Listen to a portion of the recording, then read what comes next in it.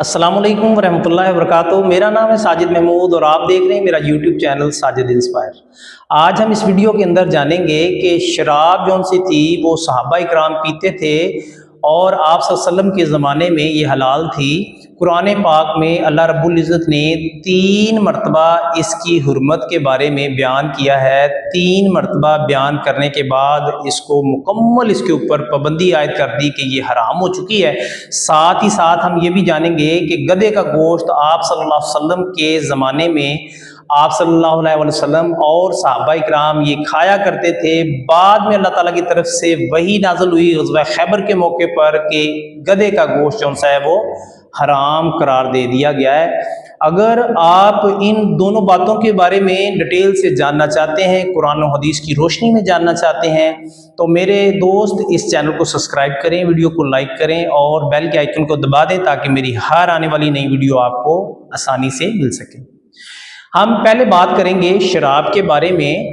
तो देखिए मेरे दोस्त, शराब आज भी हराम है, आज भी हमारे मुआशरे में बुरी जानी जाती है, लेकिन कुछ लोग इसकी जान नहीं छोड़ते और हराम होने के बावजूद भी इसको पीते हैं। लाजमी तौर पर उन्होंने अल्लाह रब्बुल इज़्ज़त के कानून की खिलाफ वर्जी की है, मोहम्मद सल्लल्लाहु अलैहि वसल्लम के हुक्म को ठुकराया है, नहीं माना। उनका हाल भी बहुत बुरा इस दुनिया में भी हो रहा है और आखिरत में भी होगा। अब हम बात करते हैं कुरान पाक में शराब के बारे में क्या अहकामात नाज़िल हुए।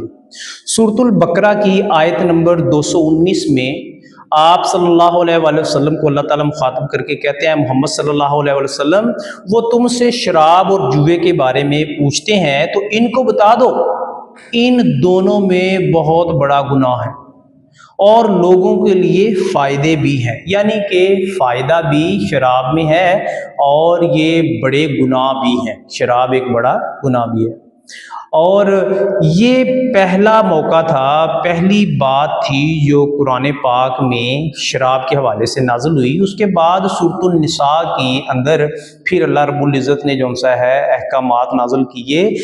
जब तुम नशे की हालत में हो तो नमाज के करीब मत जाओ जब तक कि तुम अपनी कही हुई बात को ना समझ लो, ना जानो।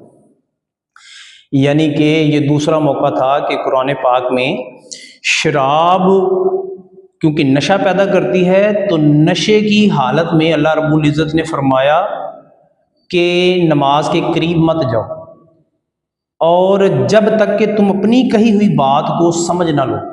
यानी कि इस मौके पर भी शराब को हराम करार नहीं दिया, लेकिन ये ज़रूर कहा है कि नमाज नहीं पढ़नी, नमाज के करीब नहीं जाना जब नशे की हालत में हो। ये सूरतुल निसा थी।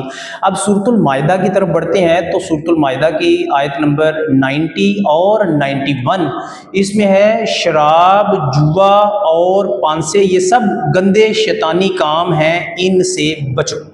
देखें अल्लाह रब्बुल इज़्ज़त ने कुरान पाक में तीसरी मरतबा सूरतुल माइदा में भी इसकी हुर्मत के बारे में बयान कर दिया कि ये अच्छी चीज़ नहीं है। शराब भी, जुआ भी, पांसे भी ये जौन सा है गलत काम है, ये शैतानी काम है, इनसे बचना चाहिए। लेकिन अभी तक भी कुरान पाक के अंदर शराब को हराम करार नहीं दिया गया था। सही बुखारी की अगर हम हदीस नंबर 2464 नंबर का अगर हम मुतालिया करते हैं, हज़रत अनस रज़ी अल्लाह ताला अन्हु फरमाते हैं कि मदीना में जब शराब के हुक्म नाज़िल हुआ, मोहम्मद सल्लल्लाहु अलैहि वसल्लम के पास वही आई कि शराब हराम हो गई है, तो उस वक़्त मदीने की गलियों के अंदर लोगों ने अपने घरों से शराब के मटके जो से हैं वो गिरा दिए और मदीने की गलियों में शराब बहने लगी। ये हदीस सही बुखारी की हदीस 2464 नंबर। अगर हम मज़ीद आगे बढ़ते हैं तो हम देखते हैं कि सही मुस्लिम की हदीस नंबर 1980 हज़रत अंस रज़ी अल्लाह ताला अन्हु फरमाते हैं कि मैं अबू तलहा रज़ी अल्लाह ताला अन्हा के घर शराब पिला रहा था। हज़रत अंस रज़ी अल्लाह ताला अन्हु फरमाते हैं कि मैं अबू तलहा रज़ी अल्लाह ताला अन्हु के घर शराब पिला रहा था, यानी कि सहाबा शराब पिया करते थे। हुक्म आया कि शराब जो सी है वो हराम हो गई है और ہم نے وہ شراب فوراً جون سا ہے وہ بہا دی، اور ہم میں سے اس کے بعد، اس حکم کے بعد کوئی بھی شراب کے قریب نہیں گیا۔ یعنی کہ آپ صلی اللہ علیہ وسلم کے صحابہ شراب شروع کے دوار میں پیتے تھے، جیسے حکم آ گیا، محمد صلی اللہ علیہ وآلہ وسلم کا آرڈر آ گیا، محمد صلی اللہ علیہ وسلم کی زبان سے الفاظ نکل گئے کہ شراب حرام ہو گئی ہے، تو اس کے بعد صحابہ جو ان سے ہیں انہوں نے اس کے بالکل قریب بھی نہیں گئے، اس کے بعد اس کے اوپر مکمل پابندی عائد۔ آج بھی میرے دوست ہمیں چاہیے کہ ہم شراب سے دور رہیں۔ آج ہمارے معاشرے میں یہ جو کھانسی کے سیرپ ہیں، کفنگ سیرپ ہیں جتنے بھی، ان میں 3% سے لے کر 12% تک جو سا ہے الکوہل استعمال ہوتی ہے، شراب استعمال ہوتی ہے، کیونکہ اس میں ہلکی سی، آپ نے بھی دیکھا ہوگا کہ ہلکی سی غنودگی، ہلکا سا نشہ جو سا ہے وہ کھانسی کے سیرپوں میں جو سا ہے وہ پایا جاتا ہے۔ اور اگر ہم اس کے نقصانات کی بات کریں تو آپ صلی اللہ علیہ وسلم نے یہ بھی فرما دیا کہ اس کے نقصانات زیادہ ہیں، اس کے اندر فائدے ہیں لیکن اس کے اندر نقصانات زیادہ ہیں، اس لیے ہمیں اس سے دور رہنا ہے، خود بھی دور رہنا ہے اور اپنے دوستوں کو، اپنے گھر والے احباب کو بھی اس بات سے آگاہ کرنا ہے۔ آگے بڑھتے ہیں، جو ہماری ویڈیو کا دوسرا ٹاپک ہے کہ گدھے کا گوشت جون سا ہے، گھریلو گدھے کا گوشت وہ حرام ہو گیا۔ محمد صلی اللہ علیہ وسلم کے دور میں صحابہ گدھے کا گوشت جون سا تھا وہ پکایا کرتے تھے، گھروں میں پکتا تھا، کھاتے تھے اور پیتے تھے۔ یہ 7 ہجری میں غزوہ خیبر کے موقع پر حرام ہوا۔